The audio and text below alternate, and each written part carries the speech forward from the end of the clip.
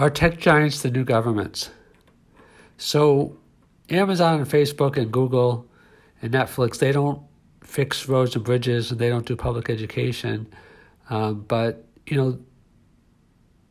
their influence is ever increasing and the reliance that people have on them is increasing. And it's not out of the realm of possibility that they're moving more into public functions that otherwise seem to be strictly of government. Let me explain, because that's kind of a lot to chew on and digest. So it used to be that people relied, I think, more on, tribes, and tribes could also include, religions. So it was like whoever you were associated with in your village or your, neighborhood, or prehistoric times in your cave, that was kind of your community.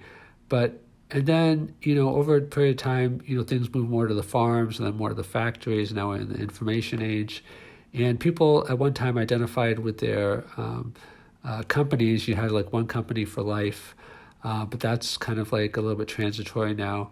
And I think we have kind of like more of a financialization of society.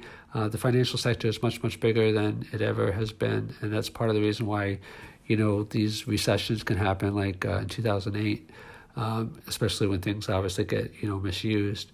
And so the way that we get our identities and comfort and needs met is kind of evolving in this way as financial markets flow. And then governments, have historically been here to, meet people's needs and still do.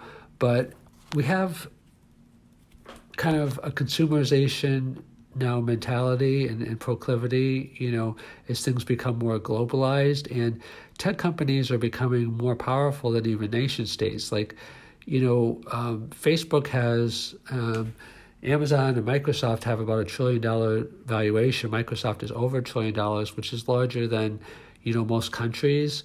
And countries are having a hard time, regulating tech companies because of, not only tax dodges, but the sophistication and pace of innovation. Like you see when Mark Zuckerberg and other executives get grilled in Congress, that it's hard for regulators to keep up with the innovation and technology. It's hard for them to know even what to look at and what questions to ask.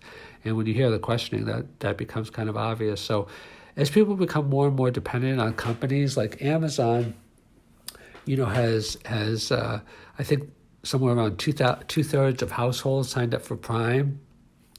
And then they went to free 2-day shipping, then they went to free 1-day shipping. And we're becoming kind of a consumer mentality. I mean, people are getting more and more into content, and Netflix is really big, and Amazon Prime Video.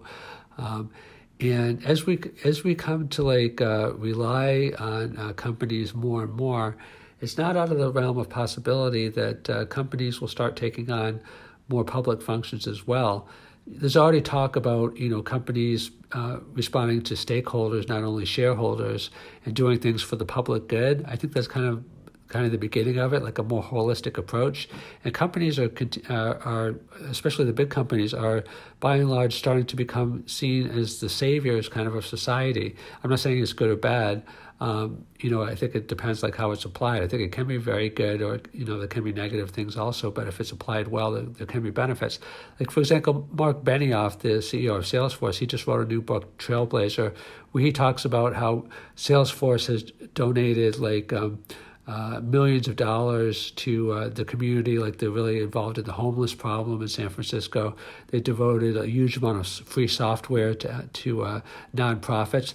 And the whole idea about companies just being separate from their communities and their workers, and only beholden to the bottom line is quickly changing. I mean, I think companies are not going to last as long because especially younger millennials and others, I mean, it's true for everybody, but each generation seems to be more and more concerned about the, the social aspects of companies. And you never used to hear that much when I was growing up about, social aspects of companies. It was more profit driven. So I think increasingly, to the question of are the giant tech companies the new governments? Tech companies are becoming more and more powerful, and as a result, governments are becoming less powerful. As tech companies get much, much bigger, because the law of accelerating returns. Like right now, the top companies are about $1 trillion, but like companies like Uber and Airbnb, they're getting to like 50, 75 billion just in a few years. And companies are getting much, much bigger, much, much quicker.